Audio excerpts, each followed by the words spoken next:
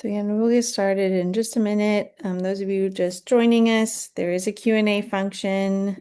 It is should be in like your More menu, where you should be able to ask anonymous questions if you desire to, that I will be endeavoring to answer. You can also upvote questions. The chat is also open.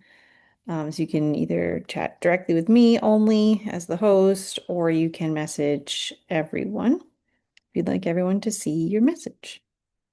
We are recording this. We are going to post at least the initial part on the WTU website, and then we can open it up for more Q&A if we want to stay, and I can unmute people who want to speak and ask questions. And we won't record that portion. But I have opened this up to some parent members of LSATs, since they are potential allies in this space and should know what is expected of our LSATs as this process plays out over the next month or so. So I'm Laura Fuchs, President, Washington Teachers Union, and we are going to be talking about accessing and the contract. There have been recent-ish, I say in like the last 5 years, arbitration wins that the WTU has had over accessing. And that I think has further refined our understanding of this process and the contract. And so some things may be new, even if, in general, you have a strong understanding of accessing. Even I learned something as someone who's been through this process many times, from our attorneys who helped create this presentation and the resources that go with it. So we just want to start at the most basic with what is an accessing. So this is when a position is eliminated due to a reduction in local school budget, changes in programming, or drops in enrollment. We want to be very clear that while there are some positions that are very kind of clearly only one person has it, and so in our minds we would think, oh, if I cut that position, that person is accessed. That is not, in fact, what happens. And so we have to be very careful. This is truly about positions, not about people. Just because someone's position has been eliminated does not necessarily mean they are the one who will get accessed. So just keep that in mind as we go through this process, because it is hard to separate, and oftentimes the district does not separate it and they are doing it wrong. What is not an accessing? Renaming a position that does the same job functions.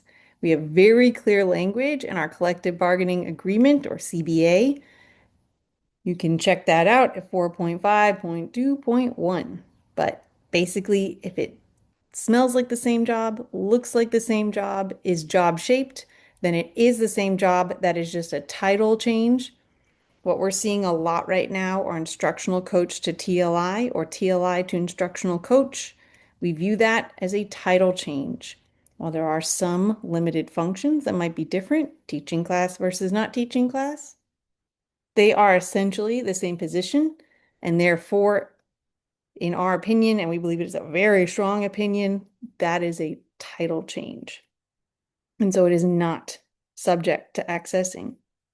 It means the person gets to keep the job without reapplying. So when might an accessing be necessary? So really, it should only be necessary when there are more ET15s than there are positions. So there should be no current vacancies. If there is a current vacancy in the school, chances are an accessing is not necessary. There might be some very limited times where that could be the case, but basically if there's a vacancy, then there's probably not any need to access anybody. If there is someone planning to leave, like they filled out the DINR and submitted that, then again, that's essentially a future vacancy. So that means there should be no accessing. At least chances are high there should be no accessing. And if there's no newly open positions, So if there's a newly open position, again, like a TLI to an instructional coach, or maybe they cut the instructional coach position, but add another teacher, those newly created positions very likely belong to the person who could potentially get accessed. Again, it's not 100%, but I'd go with 90% plus of the time that person has a right to that position. And again, most of this we can find in our collective bargaining agreement in section 4.5. In this case, 3.2 is kind of the strongest language here. So let's say, though, all the conditions are met and an accessing is necessary. In April, so right now, LSATs should be reconvening to provide a recommendation on the area or areas of certification to be affected. It does not matter what position was cut. If an instructional coach was cut and there's only one, you still must do this process. We won that in arbitration. It is not optional for the principal. It is not optional for DCPS.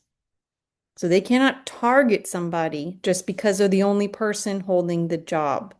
Just because you cut the position, you still have to then go to the next step, which is the LSATs providing a recommendation on the area of certification. And they can provide any recommendation they want. Maybe it would be logical. If an English teaching position gets cut in the school, then the area of certification to be affected would be English. But that process still has to happen. It's not optional. Well, I guess we'll get to it, but if the principal disagrees with this recommendation, they have to provide their reasoning in writing to me, or a copy has to be sent directly to me. In April and May, again, once the area of certification has been determined, then all the WTU members in the affected area of certification participate in the performance-based accessing process. So we're going to use the example of a TLI because this is the arbitration case we won.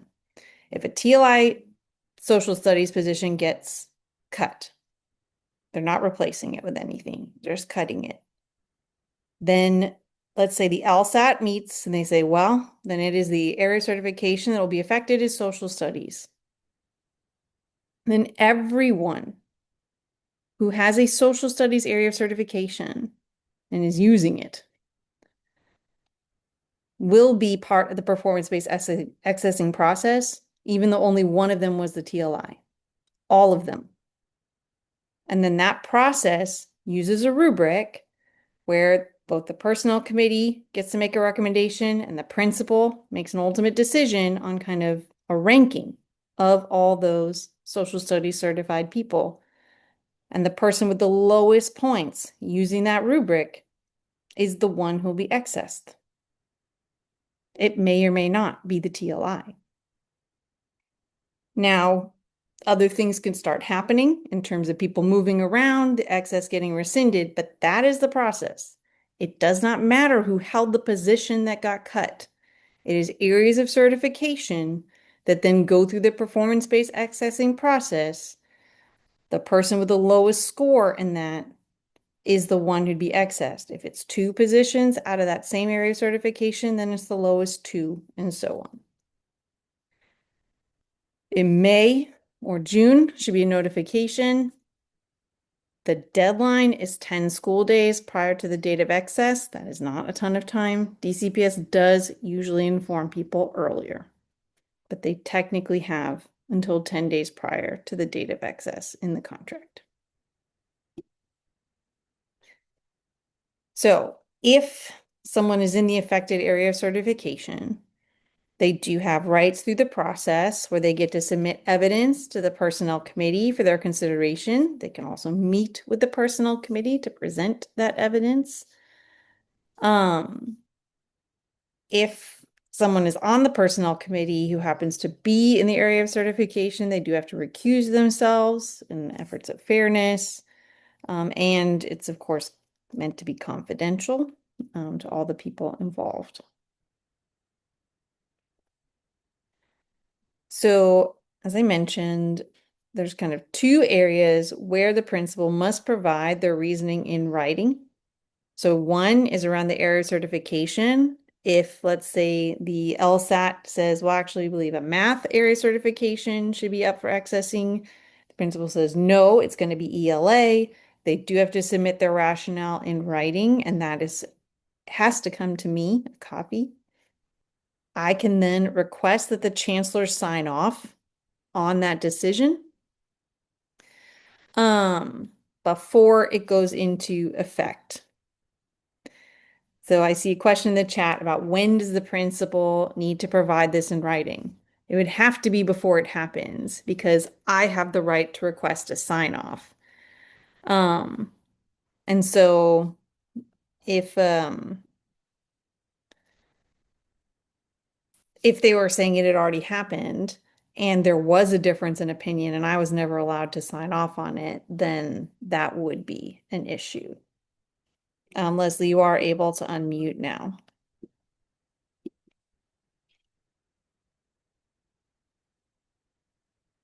Unfortunately, I can only ask you to unmute.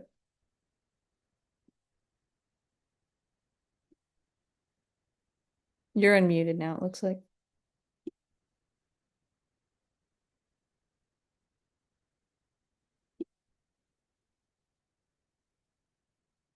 You are unmuted, Leslie, but we can't hear you.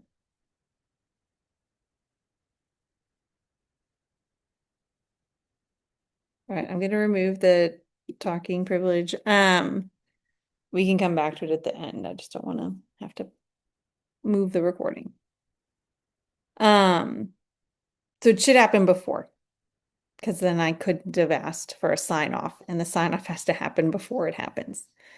So we are trying to use these steps to really slow the principles down a little bit, so they're not moving too hastily and skipping steps. And of course, should they skip a step and go through with it, then we can come back, and try to win people's jobs back for them not following the process. And on the whole, though takes a long time, so we don't want to get to that point, the WTU has been successful in earning people back jobs in DC public schools.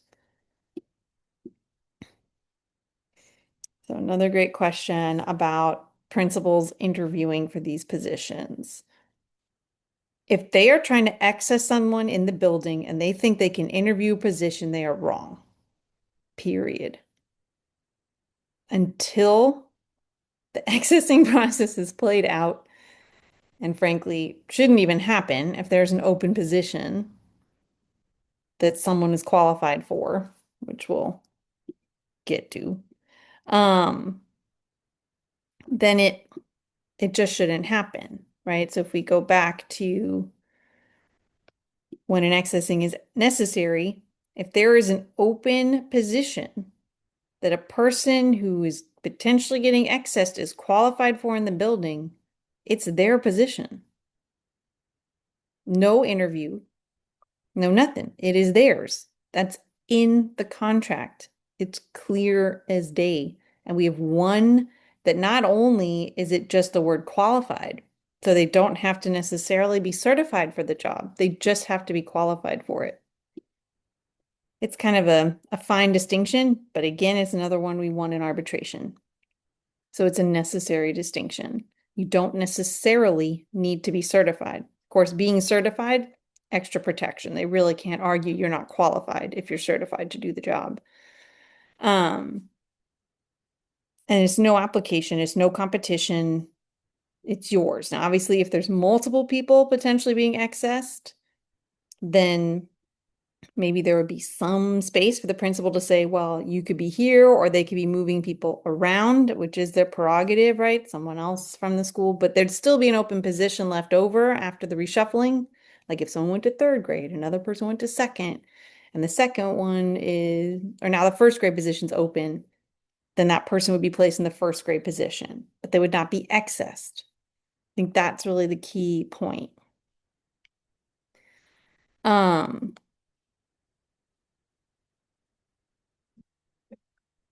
Okay, we have a question on what is the union position or responsibility if a member has gone through the grievance process when the position held is accessed?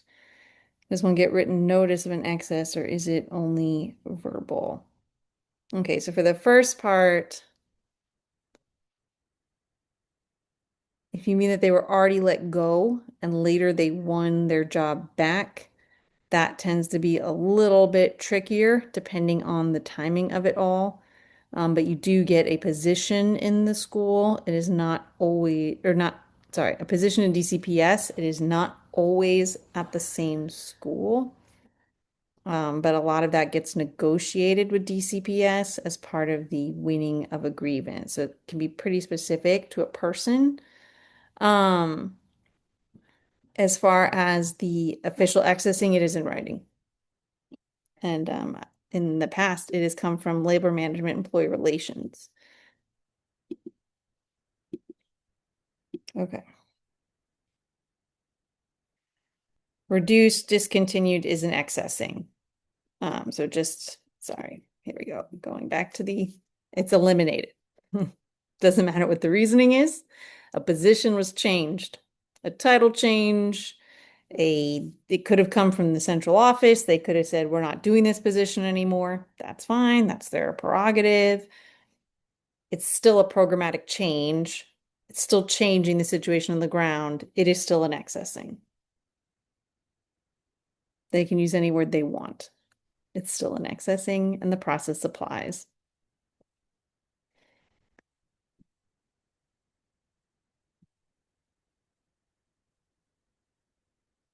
Um, to the question about the TLI, no, they don't. They don't have to reapply. Um, let me just finish this and then I'll get to the questions. Thank you for them in the chat. A few key things. If a building rep is excess, they automatically have the right to the entire process being examined for potential violations by the chancellor, along with all documentation pertaining to the excess. And we will be exercising that. So absolutely no building rep should be getting targeted. We know that happens. And so we have to do everything we can to try to prevent that.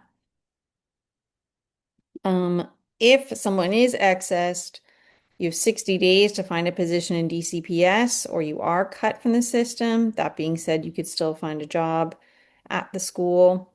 It is mutual consent, so you have to get hired at the school.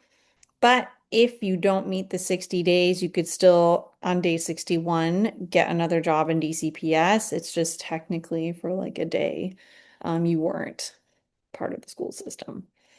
But as long as you return within, I believe, 3 years, all of your benefits and everything, can be restored, like your leave and things like that. If you're not hired, you made a good faith effort to find a job and have an effective or higher rating, and you've never taken an impact or lift bonus, there are some additional options. Option one, you can get a $25,000 buyout. Option two, you can get early retirement. It is a short window. You have to be close to retirement already. Option three, you can get a 1-year placement at a school. Again, only if you've never taken the impact or lift bonuses, are effective or higher, and you did try to find a job. And it's only for people who are excessed. So a couple just key things around strategy, and then I'll answer questions. So first, we believe we should be filing a grievance as often as possible throughout this process, every time a principal is breaching a step. So for example, if they just told someone, hey, you're going to be excess because your position was cut, but they didn't actually engage the LSAT and an area certification, they didn't have the personnel committee meet, file. And we can help you do that. So we believe that kind of each step, our goal will be to just meet with the principal, remind them what the steps are, and have them do it. Very simple. We're not saying it's impossible that you can't access anybody, but we want to make sure they're following all the rules and only accessing if it actually meets all the requirements, right? So if there's an open position, honestly, there's almost a 0% chance there should be an accessing. Again, there might be a rare exception, but most of us are qualified to hold a job in the building. And if a job has been open and we're qualified to do it, it's ours. That simple. Especially when it's a title change, TLI to instructional coach to TLI. That is a title change. It's their job. The contract is clear. Um, if the principal is refusing, then we want to get in front of the instructional superintendent very quickly. And our hope is they see reason because they are not winning these in arbitration. We are. And then they owe a lot more money than just the pay. So we hope they see reason and stop wanting to do all these payouts and ruining people's lives and jobs and just do the right thing. Follow the process. Don't have all this chaos when it's unnecessary. That is going to require strong communication. Make sure your members know to come to you as if you're a building rep. If they have been told they're going to get access by anyone, obviously as building rep, you are hopefully a part of any LSAT conversations, and so you should be aware of what is being discussed. If there is any discussion of accessing and there is a vacancy or an open position and they are trying to hire for it, you need to cut them off. Do not allow that personnel committee to interview that person.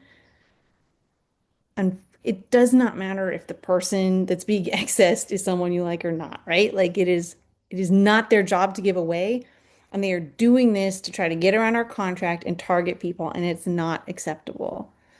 Um, it's sowing chaos and breaking up school communities for no reason. So please, please, please try to get your members to communicate with you if this is being discussed with them in any way, shape, or form. You can check out the job postings on the WTU website, which I'll show you shortly. If your school's on there and trying to access somebody, you need to go to your principal and we need to try to block it. And we can help you if you need help. Um, We'll use organizers, grievance specialists, myself. Like we are really going to try to tackle this right away. So we just need to know that they're trying to hire someone and trying to access someone at the same time. And then we need to meet. All right, so now I'm going to go to questions and there's in the chat. And if you do, and Leslie, I will try unmuting you again so that we can, all right, allow you to talk again. Are you able to speak?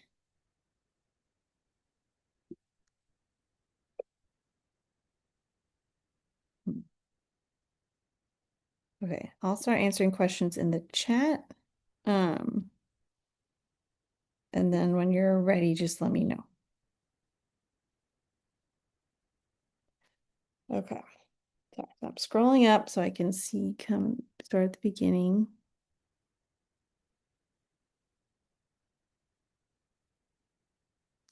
Can we see the rubric used? Yes. Oops, sorry, 1 second. So the rubric can be found in the WTU contract, which I have already opened up. But you can get to it just from the same place where I'm holding out accessing rights, which is in the contract on the W2 contract. Or sorry, well, yeah, the contract menu on the website.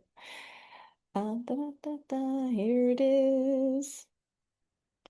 So this is the rubric.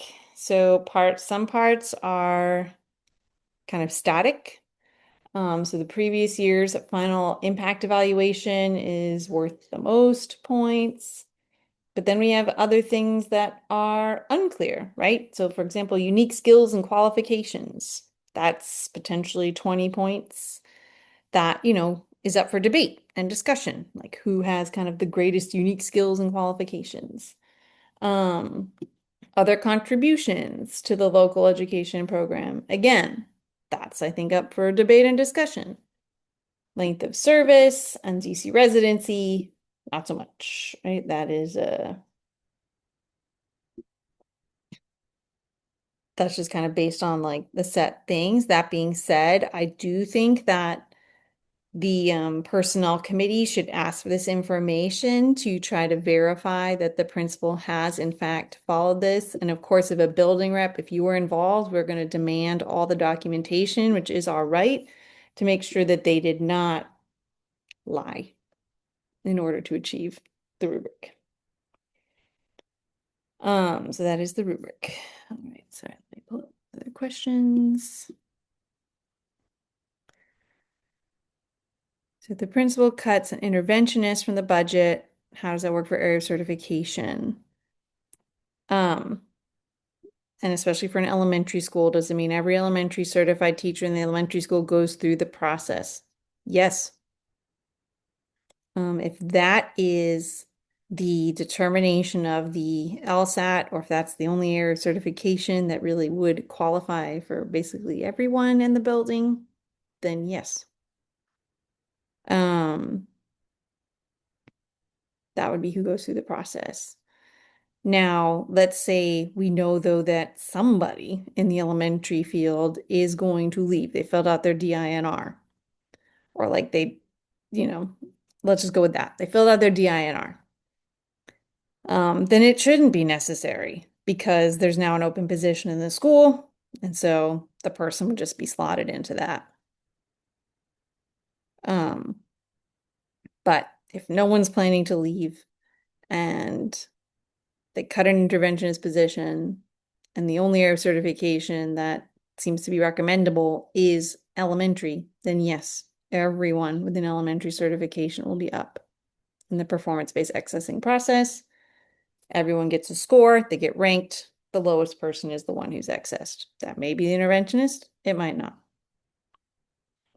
And while we don't love that, like a lot of people end up going through that process, we do think that it's the only fair way to do it so that principals cannot target individuals by trying to attack their positions. It's also, I mean, the arbitrator was clear. It's what the contract says. We talked about using different words, so it doesn't matter what words they're using. Reduced or discontinued, it is an accessing. All right, we have a lot of vacancies showed up this week for a school. The principal asked the TLI to reapply, so we were saying no. Even if the TLI position is eliminated, if they are qualified for one of those open positions, then it is theirs. What language am I looking for? Nope, that's the notification. Let me go back up.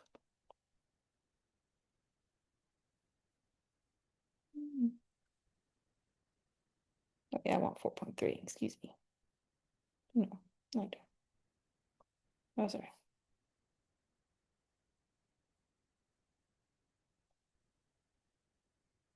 Where is my rescinded? It must be further down. Sorry, I wish I memorized it. Navigation placements.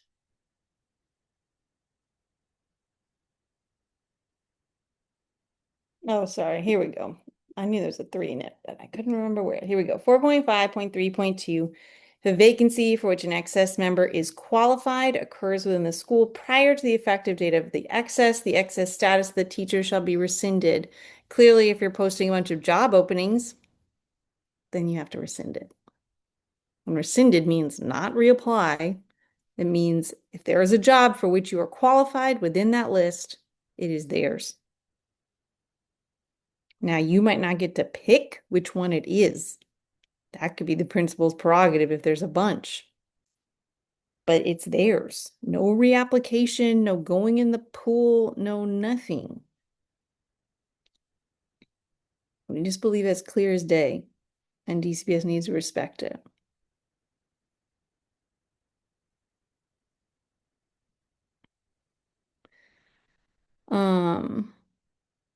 Okay. Sorry, so now we have 15 teaching positions and we lose one. How do we decide what certification area to access? The LSAT, I mean, makes a recommendation, and you can have that discussion in your LSAT for whatever you believe makes the most sense programmatically for the school. Maybe you say, look, our math scores are very low, so we can't be math. It has to, be the one we're better at. If you have those kinds of certifications. If it's just we have elementary certifications, then that's probably the one. Ultimately, the principal does make the decision, but they do need to provide, as we see here in writing. So if it departs from the recommendation of the LSAT, then they have to provide a written justification, which shall be sent to the chancellor and to myself. So You can provide any recommendation you want based on whatever reasoning you want. There's no rules about it. You just get to provide a recommendation. Okay, so what if the principal bypassed all these processes, is now trying to interview people? So I'd say to that, one, personnel committee should refuse. They should refuse to allow someone to take the position that does not belong to the principal to give away. And should file a grievance immediately, if possible, if they refuse to just meet with you and work it out and do the process first. But also, even if they try to offer a position, it usually takes DCBS some time to like process the applications. And while I hate to like try to push someone out of something they were offered, it wasn't DCPS's to give, right? So if there's enough people potentially getting accessed to fill all the positions they're trying to fill, then I'm sorry. But no, there's no positions that are open. We should try to press it immediately. So if you've not talked to your organizer yet, or you've not yet had a chance, sorry, to fill out the WTU support form, please do so and make sure someone in our office knows. And we can assign a grievance specialist right away to try to intervene. We already, I believe, have filed some grievances over this, and we want to continue. It's not okay what they're doing. Um, what are the implications of teaching something you're qualified for but not certified in? Yeah, I think it is going to be very dependent. The word qualified, I mean, probably is within reason. The arbitration case that we won, the person was certified social studies teacher in grades 7 through 12. It was a sixth grade position that opened. It was kind of an old certification because now it's, I think secondary does include sixth, but theirs technically didn't. And so they tried to say he couldn't have the job and he was let go. Um, and he won because clearly he was qualified as a social studies teacher who just happened to have a 7 through 12 certification. So it is just going to depend. But like for instructional coaches and TLIs that don't have like specific certifications attached to them, then you're qualified, right? So, but like if it's special education case management and you're not a certified special educator, but you do believe you have extensive experience in the area and want to make the case that you are qualified to take that position, it's certainly one you could, but then yes, I'd say there'd likely be a deadline. But usually we do get kind of a window within that. But it's a good question. It's not one that I can say I have 100% clarity in. But if that's something that happens to you or in your building, then I would reach out to the WTU so we can get Angie Skinner on it, our resident expert in all things licensure. What about the AP title change or because they're not ET15? Correct. So CSO, this is not something that they get access to. This is for WTU.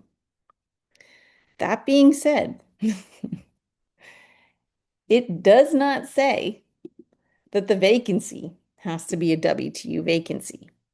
And so it is our position that if there is any vacancy in that building for which someone is qualified, and they want it, of course, then it's theirs.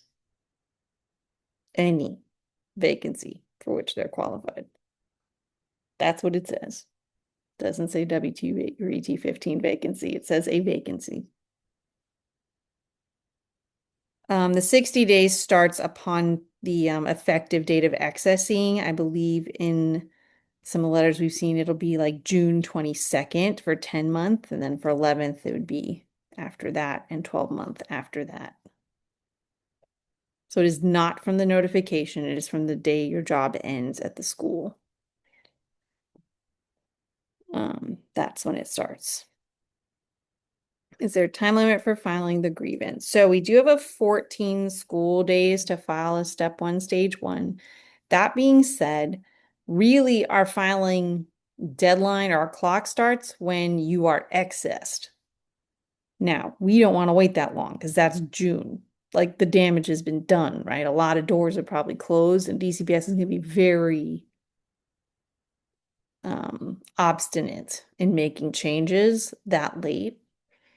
Not that we can't win them, but unfortunately we tend to win those in the long process, not short. So we are trying to move fast, but technically we're well within our time because no one's actually been accessed yet. The accessing happens when you lose your job at the school and have the 60-day count begin. So anytime, let us know. We want to file them. I think Zach Carroll's been working on our um, template, so we'll be ready to go. The question about what does qualified mean in this context? We're not entirely sure. There's not a clear definition. We don't want to be tied to anyone's standards of qualified so that we can stretch it to fill our needs. Um, so right now, my take is going to be if a member tells me they are qualified to do this job, then I believe them. And we'll just go with that. If like they tell me they're qualified and it's not passing the smell test, we're gonna really press them a little bit, being like, what makes you qualified? Because someone might ask if DCPS refuses to accept our definition of qualified. Um, the one we won was the one I described about a social studies teacher. It was another social studies job, but technically they weren't certified for it. But we think it could stretch a bit within reason. Um, yeah. So, yes, I think principals are starting to violate the contract right and left. The question or the statement just about personnel committees meeting. Yeah, it probably is. Or the principals trying to hire people. I'm sure people were at the fair yesterday trying to fill positions that are not theirs to give away. So we do want to move as fast as possible at schools where this appears to be happening. Um, to try to dissuade DCPS from going outside the process. I have sent all our materials to the chancellor, LMER, and all the instructional superintendents, as well as the CSO president, who said he wanted to see anything I was about to send to his principals. If you would like me to send our memo to your principal, you can email me and let me know, and they will get it sent to them. It's obviously just a warning shot to be like, hey, there's a process, you should follow it. Um, Considered equal. It's an ELA teacher teach a foreign language class. So to that question, it might depend on the teacher, right? If they have extensive experience with a foreign language, maybe they majored in a foreign language in college, right? The word qualified, like it can mean a lot of things. Or maybe they just taught it a couple years or they, did it as a side hustle or who knows. Or they're just bilingual, which maybe doesn't qualify to teach it, but could at least get you a lot closer potentially. Um, so I think it just really will depend. Um, and that's why we want to kind of keep the definition loose in terms of, I mean, the contract does not define it, and so we have to be able to prove it to an arbitrator. That's how I want to think about it. If an outside neutral party could look at that person, look at whatever they say makes them qualified and be like, yeah, seems like they'd be qualified. Thumbs up. If it's shaky, we can still try. If they really want to do it. And then if it doesn't pass the smell test, then we might tell them, look, like we can try, but chances are we're not going to win this. And so you may want to consider looking for a different position rather than trying to fight it out through arbitration, which you will have lost your job if they refuse. And it comes time for arbitration. It takes so long. Unfortunately, it can take months, easy, like 6+ months, even if we super fast track it. Um, Are the interventionist math and ELA included in the accessing process? Yes, anyone with the certification that is affected is included. Who's using it?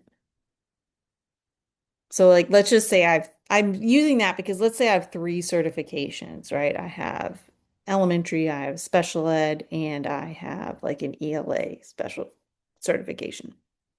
The one I'm using is the one that matters at the time. Someone who is though like an interventionist, they're using their certification. They're up. But if it's like a sped teacher who also holds a general, but it's the general one that's up, then they are not because they're currently using their special education certification, right? They're not in the same pool. So it depends which one they're using, um, in our opinion, because we don't want some of multiple certifications to get dragged into every accessing conversation that doesn't apply to them. Question about the AP vacancy and excess person. That's our position, and we're sticking to it. They have to show they're qualified, and that could, happen a lot of ways, I suppose. I think DCPS will hate that position, so it'll be a fight. So I would just say that if someone wants to try it, good for them. Just note that chances are we will end up in some type of legal situation over it. Because I think DCPS will be very upset by that interpretation, even though we believe the words on the page support it. Going to the Q&A, is there such a thing as an instructional coach for 11 and 12 months? The short answer is that yes, there is such a thing. Does DCPS have to offer it? That's up to them. So if they want to reduce jobs from 12 to 10 months or jobs they used to offer at 12 months and then, cut down to 10 months, that is their prerogative. Those are the kind of programmatic changes that can be made in the budget process. But that would be a title change. And so the person who held the 12-month job and the 10-month job then shows up, it's theirs. They don't have to reapply for it. I do understand that many members might not want to take that given the changes that would come in pay. That is their prerogative to try to see if another school is offering it and then get that position, but they cannot force the school to offer or continue a 12-month position if the school has changed it. It's not, I get that it's not nice. That would be considered a programmatic change. It's within the rights of DCPS to do. But again, it would be the person's job. They could then decide if they want to transfer, but at least they'd have a set job back at their school. They wouldn't be transferring into the open with nothing to fall back on if they can't find another position that they want. So hopefully that answers it. Yes, so the PowerPoint I will put up online. This video will be put up online.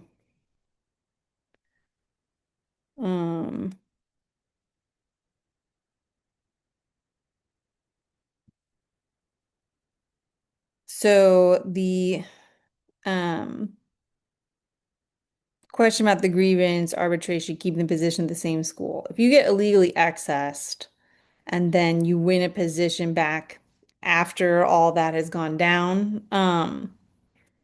it likely won't be at the same school. DCPS exercises quite a bit of latitude if you do ultimately win that grievance. But just know, like, it's taken years to win some of these grievances. That is how long it takes. That's how much DCPS fights it tooth and nail. And so you may just want to consider trying to transfer rather than relying on this process playing out favorably, even though historically we have won. They are very hard fought, very expensively fought, for both the member and the union. Um, they will, but it'll be lump sum. It's not, trust and believe it is not nice. Like everyone who's gone through it is very painful for them. Like to get a big lump sum, you have to have been harmed significantly. And that can go on for years. So, um, it's just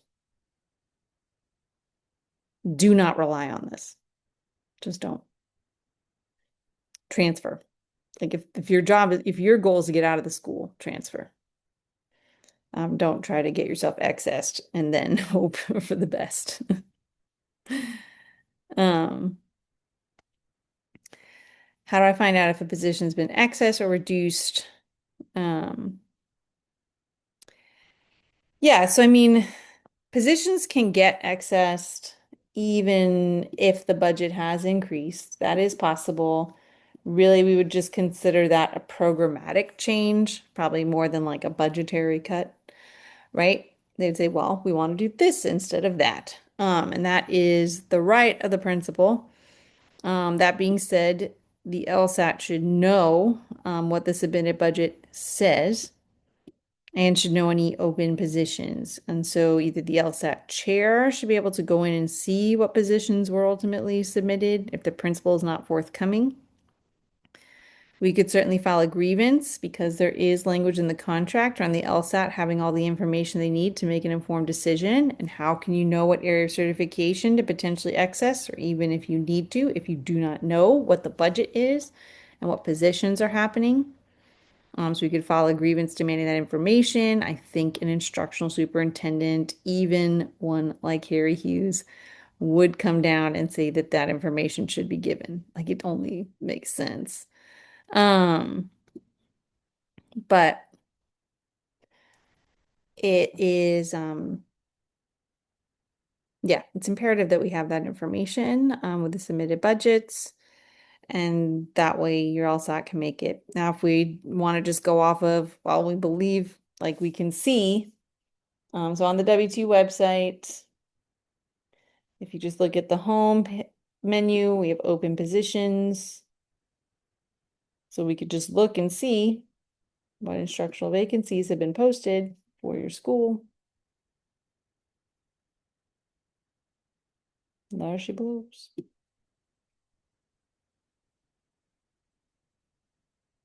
And we could file a grievance for all the people they're claiming they get to access.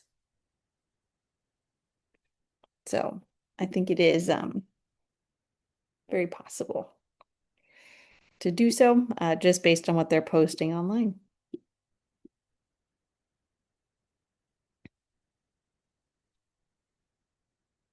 Yeah, so good question. The Q&A, if a position was lost due to budget cuts, how long does the principal have to notify those involved? So they have, so again, if a position is cut,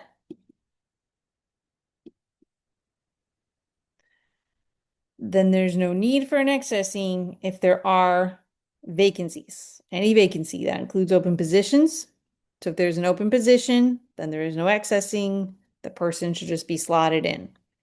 Who gets slotted in if the principal does not want it to be the person, or like if the principal wants to play musical chairs rather than slot someone into the newly open position, they can go through the accessing process, determine who's at the bottom of the heap, and that person gets slotted in.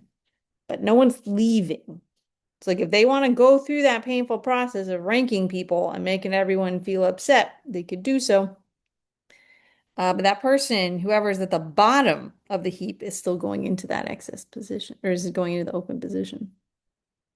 If they want to say, hey, I really want this fifth grade teacher to be the instructional coach, and then the fifth grade position's open, then they'd go into that one. So, I mean, they can play some like musical chairs, but ultimately, if there's enough people to fill the slots, then they're not looking outside. They don't get to look outside.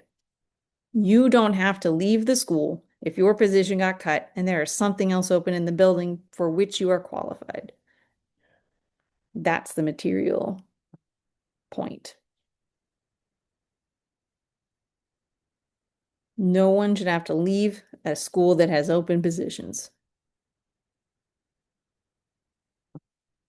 Yeah.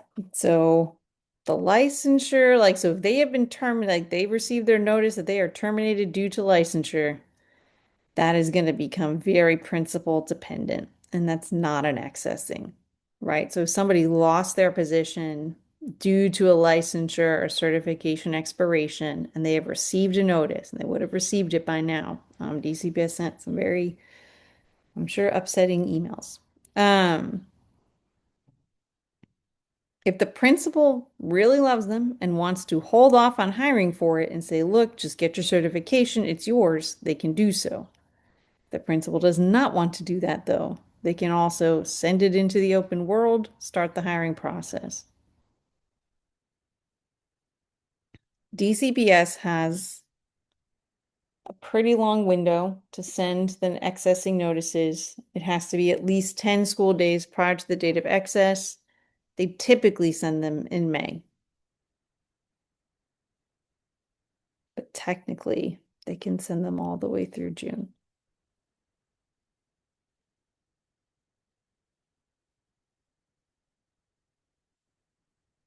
All right. So in case you have any questions, okay, oh, nope. Go back in. If you go to the WTU website, either just right on our homepage, so WTUlocal6.net, it is the first menu item. You can click on that and go to WTUlocal6.net/accessing_rights, where this little thing is. I'll be posting this recording. I can also post the PowerPoint.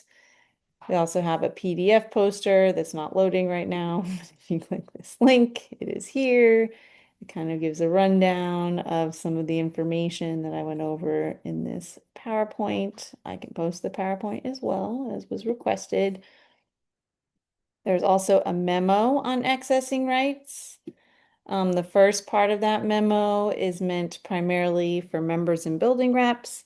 And then you can send the second part of the memo to your principal, or if you want me to send it, I can send it to your principal on the behalf of the building. I will probably be sending them to principals if I don't hear from schools, but we know there's going to be an accessing to make sure they know. As I said, I've already sent it to all the instructional superintendents, the chancellor, labor management, employee relations. I've tried to warn them several times that our expectation is they follow this process. We know they're not good at that though. So we know this is a stressful time for building reps. We want to support you. We're here to support you. You can also, of course, always fill in the support form if you're not sure if our office knows that you're going through and accessing. It is just, I put it in the chat, but bit.ly/WT support. And that's just a great way for us to know, and I can quickly assign it to someone, an organizer, grievance specialist. I might take it on personally. I think your principal needs an extra special touch to try to get them, convince them to follow the rules, and not unnecessarily remove people from the building. All right. So I'm going to stop our recording.